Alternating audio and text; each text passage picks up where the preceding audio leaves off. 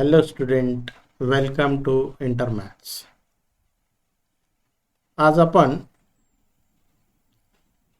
Bridge course संपल्यानंतर जो mathematics 2 चा फर्स्ट चॅप्टर आहे सिमिलॅरिटी, तो आजपासून आपण सुरू करणार आहोत. तर नीट काळजीपूर्वक तुम्ही हे व्हिडिओज पाहायचेत. तर आपण सुरुवात करूया सिमिलॅरिटी.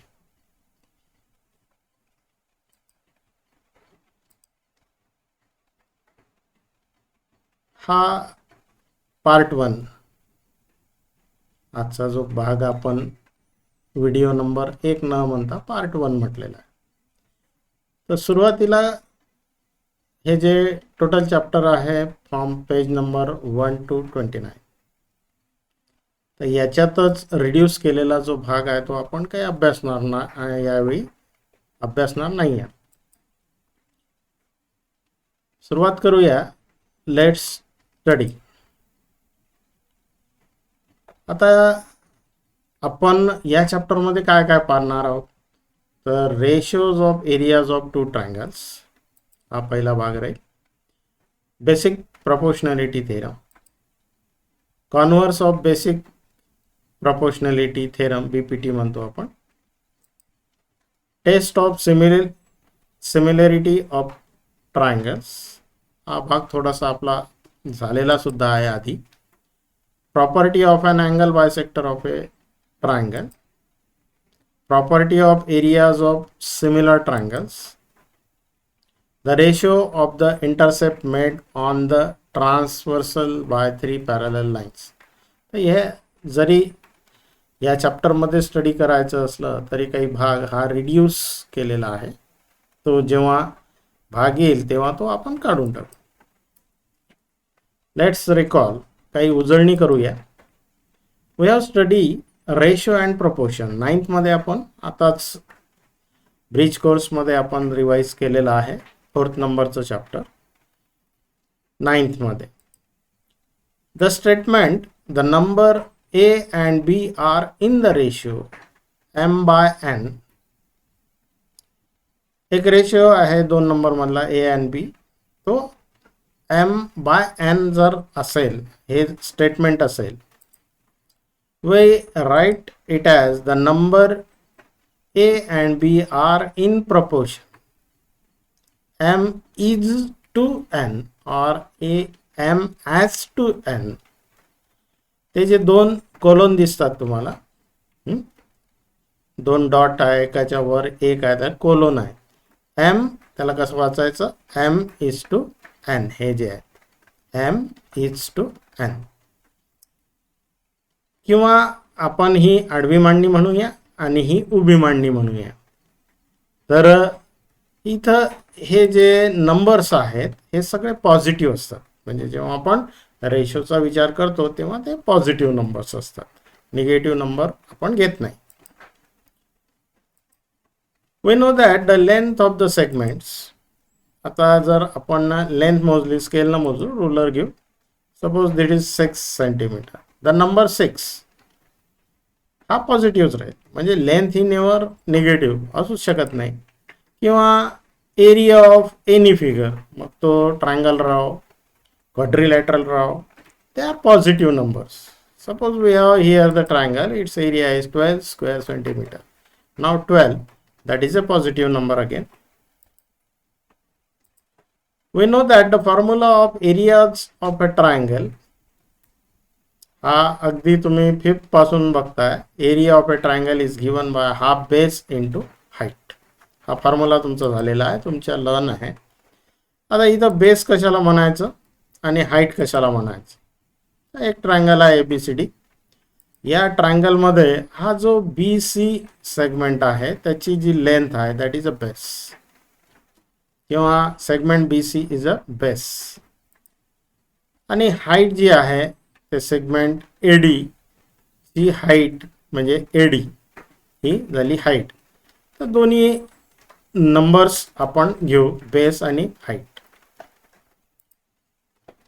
आता एरिया ऑफ ए ट्रायंगल हे सिम्बॉलिकली, कारण mathematics is the language of symbols, म्हणून आपण एरिया ऑफ ए ट्रायंगल इथं पर्टिक्युलरली आहे area A bracket triangle ABC. We read it as area of triangle ABC. That is half base into height. This is the formula. Now what is base? That is BC, and AD is height. So we get the formula half BC into AD. So remember this formula. आता आपण शिकायला सुरुवात करू ratio of areas of two triangles. Let's learn. आता हे यावेळी आपल्याला शिकायचं. सुरुवात करूया एक्झाम्पलने. In triangle ABC AD is the height and BC is the base. अर्थातच फिगर शिवाय ते काही शक्य होणार नाही. आपण नाव देऊया AD इज द हाईट. आता हाईट केव्हा म्हणायचं? जेव्हा बेसला परपेंडिक्युलर असेल सेगमेंट, तर ती झाली हाईट. हा इथं परपेंडिक्युलर म्हणजे 90चा अँगल करणारा साईन आपण देतो. meaning is that AD is perpendicular to BC, so therefore AD is height and BC is the base. In triangle PQR दुसरा घेऊया, त्याला नाव देऊ. यामध्ये PS, हा जो PS आहे परपेंडिक्युलर, हा हाईट आहे आणि QR इज द बेस. हा QR इज द बेस. आता या दोन ट्रायंगलच्या एरियाचा रेशो कसा लिहू मग आपण? बघा इथं ट्रायंगलचा एरियाचा फॉर्म्युला लिहिला half BC into AD, base into height, आणि PQRचा बेस इंटू हाईट. आता हाफ हाफ दोन्ही न्यूमरेटर डिनोमिनेटरला आहेत, त्याच्यामुळे दे गेट कॅन्सल. आणि मग आपल्याला या दोन ट्रायंगलच्या एरियाचा रेशो लिहिता येतो BC into AD upon QR into PS. आता हे जे सिम्बॉलिक प्रेझेंटेशन इक्वेशनच्या फॉर्ममध्ये आहे, हे आपण एका स्टेटमेंटच्या साहाय्याने लिहू शकतो. कसं लिहू? तर the ratio of areas of two triangle, तिथं ABC आणि PQR या दोन ट्रायंगलच्या एरियाचा रेशो हा कसा असतो? हे दोन triangle is equal to the ratio of product of base and corresponding heights. म्हणजे आता ते आपण नावं घेतली ट्रायंगलची. आता जर नावं दिली नसतील तर काय करू आपण? समजा बेस ऑफ ए ट्रायंगल, पहिला जो ट्रायंगल आहे याचा बेस B1 आहे आणि हाईट H1 आहे असं घेऊया. हे बेस आणि हाईट. आणि सेकंड ट्रायंगलमध्ये बेस B2 घेऊया आणि हाईट H2 घेऊया. तर अशा वेळी हे जे स्टेटमेंट आहे द रेशो, आता the ratio of this areas of this two triangle, the ratio of their areas is base into product of base into and their corresponding heights. म्हणजे B1 into H1 B2 into H2 हा general formula आपण कोणत्याही ट्रायंगलसाठी लिहू शकतो. इथं half half cancel होतात हे आपल्या लक्षात आलेलं असेल. आता पुढे शिकताना बघा की या रूलला काही कंडिशन आपल्याला लावता येतील. Suppose some condition are impose on this two triangle. काही स्पेशल कंडिशन्स आपण पाहू. समजा कंडिशन 1 मध्ये बघू आपण की if the height of both triangles are equal. समजा त्या दोन ट्रायंगलचे हाईट सारखे आहेत, म्हणजे इथं ह्या ज्या दोन हाईट्स आहे ह्या सारख्या आहेत असं घेऊ आपण. बेसेस मात्र वेगळे आहेत. इथं बघा B1 B2 वेगळे आहेत आणि इथं H1 H2 हे सारखे आहेत. Here H1 is equal to H2. ही कंडिशन या दोन ट्रायंगल, म्हणजे हे ट्रायंगल कसे आहेत? या दोन ट्रायंगलचे हाईट या सारखे आहेत. किंवा दुसरी कंडिशन आपण बघू शकतो की if the bases of both the triangles are equal.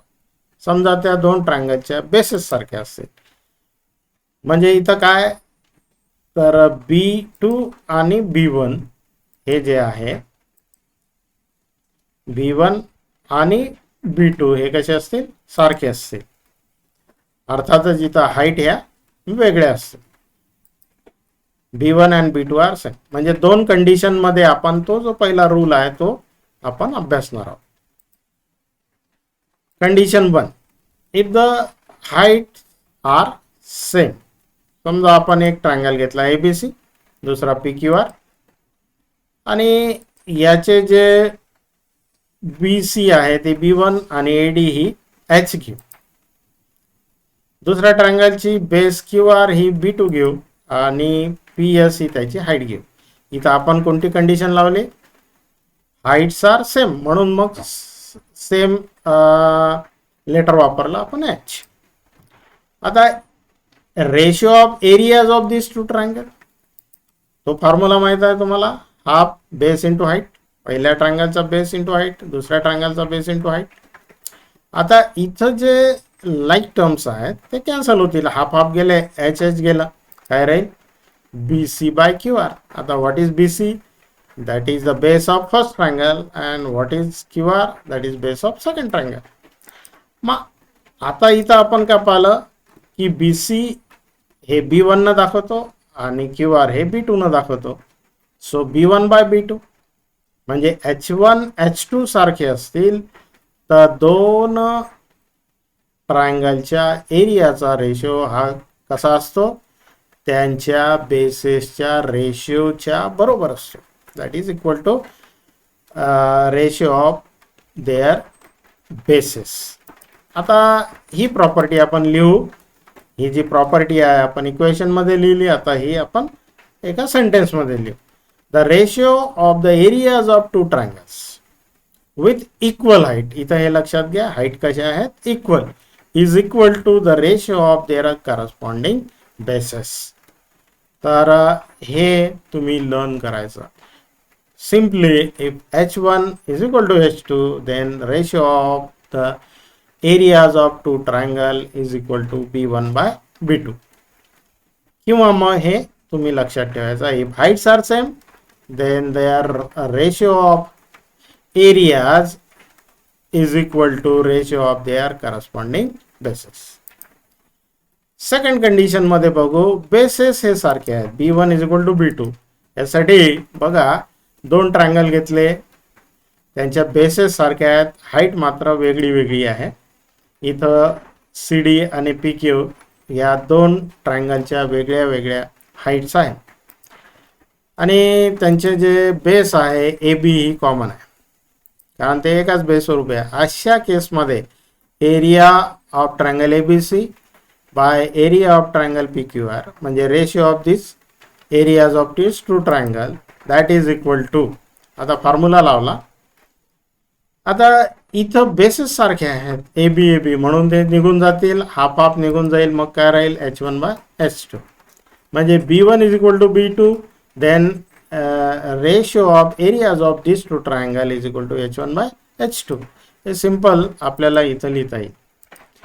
तर प्रॉपर्टी काय करू आपण, the ratios of areas of two triangle with equal bases, bases कसे आहेत, equal, that is equal to the ratio of their corresponding heights.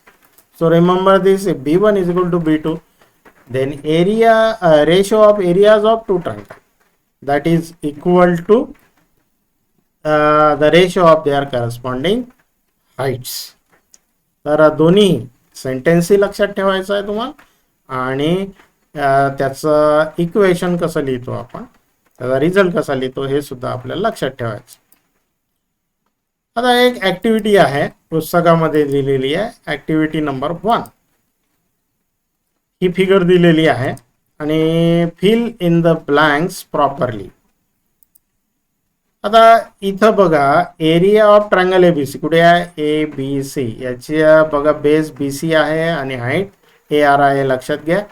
APQ triangle APQ याची base PQ आहे आणि AR ही height आहे. म्हणजे आपल्याला इथं काय दिसला, हाईट या ट्रायंगल दोन्ही ट्रायंगलची सारखी आहे. थोडक्यात इथं ही फिगर थोडी इम्पॉर्टंट आहे. जर दोन ट्रायंगलचा व्हर्टेक्स कॉमन असेल तर त्याची हाईट सारखी राहते. इथं आपल्या लक्षात येतं दोन्ही ट्रायंगलचा एकच व्हर्टेक्स आहे, कॉमन व्हर्टेक्स. अशा वेळी हाईट सारखी राहते, हे आपण लक्षात ठेवलं पाहिजे. आता या गॅप्स भरायचे आहेत. तर इथं डायरेक्ट हा तो फॉर्म्युला न वापरता ABCचं इथं बेस लिहू, इथं हाईट लिहू. What is base? BC आणि हाईट काय? AR. आता दुसरा ट्रायंगल APQ, APची बेस PQ आणि याची हाईट आहे AR, हे टाकले. आता काय सारखं दिसतं? AR get cancel. So we left with BC by PQ. This is the gap. आता दुसरी जी फिगर आहे त्याच्यामध्ये आपल्याला इथं दिसतं की दोन्ही याला कॉमन बेस आहे, म्हणजे बेस दोन्ही ट्रायंगलच्या सारखे आहेत आणि यांची हाईट वेगळ्या आहेत. हे आकृती फिगर डायग्राम पाहिल्याबरोबर आपल्या लक्षात येतं. आता areas of the ratio of areas of this two triangle LMN and DMN काय दिसेल? तर इथं ज्या ब्लँक्स आहेत, इथं बेस हाईट, बेस काय? MN आणि हाईट काय? पहिल्याची LP. दुसऱ्या याची बेस MNच आहे आणि हाईट मात्र TQ आहे, ती लिहिली. आता MN get cancel. So we left with LP by DQ. So in this way we complete this second figure.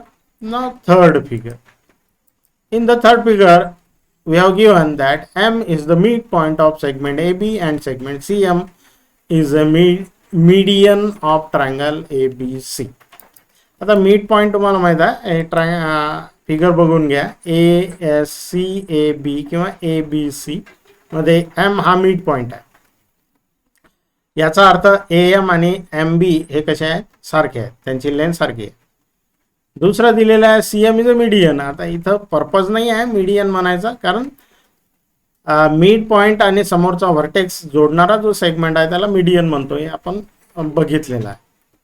तर एवढं दिलेलं आहे आणि तुम्हाला गॅप्स भरायचे आहेत आणि गॅप का भरले आहे त्याच्यासाठी रिझन सुद्धा तुम्हाला द्यायचं आहे. स्टेट द रिझन असं याच्यामध्ये विचारलेलं आहे.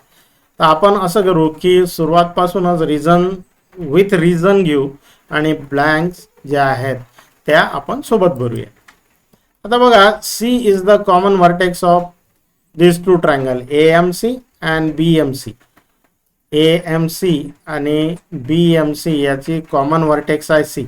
आणि तुम्हाला मी आताच सांगितलं की जर व्हर्टेक्स कॉमन असेल तर दोन्ही याची हाईट कशी असते? सारखी असते. म्हणजे या दोन्ही ट्रायंगलची हाईट सारखी आहे, मग त्यांचा रेशो तुम्हाला माहित आहे. Hence the height of this two triangles are equal. आणि मग आपण डायरेक्ट रिझल्ट लिहू शकतो की या दोन ट्रायंगलच्या एरियाचा रेशो हा कशाच्या बरोबर राहतो? The ratio of their corresponding bases. मग बेसेस काय? AM आणि MB. तर इथं आपण लिहू पहिल्या ट्रायंगलला AM आणि दुसऱ्याला BM. पण त्याच्या पुढं तुम्हाला माहित आहे की M is a mid point, त्याच्यामुळं AM आणि MB हे कसे आहेत? दोन्ही सारखे आहेत. मग AM साठी MB लिहू शकतो, MB साठी AM लिहू शकतो, काही रिप्लेस करा. तर इथं रिझन देऊ, हे आपण का लिहिलं? Heights are equal, hence areas are proportional to bases, their corresponding bases. एक कारण लिहायचं, एक तर सुरुवातीला लिहितो किंवा शेवटी आपण स्टेटमेंट केल्यानंतर ते लिहितो. आता पुढे लिहा, M is the mid point of segment AB. मी आता सांगितलं, therefore AM is equal to BM. तर त्याच्या पुढे ज्या ब्लँक्स भरायच्या आहेत त्याच्यामध्ये आपण BM जे लिहिलं होतं तिथं AM लिहू. आता काय झालं? AM get cancel, we left with 1.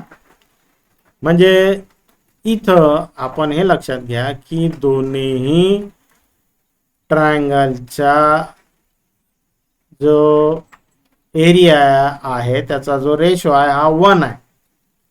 आणि 1 जर असेल तर दोन्ही ट्रायंगलचे एरिया हे सारखे असतात, हे आपण लक्षात घेतलं पाहिजे.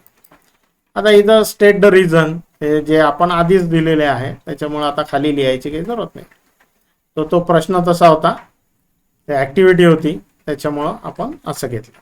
तर इथं आपण हा जो भाग आहे हा आज थांबवतो आहे. उद्या आपण भेटूया solve example on page number 3.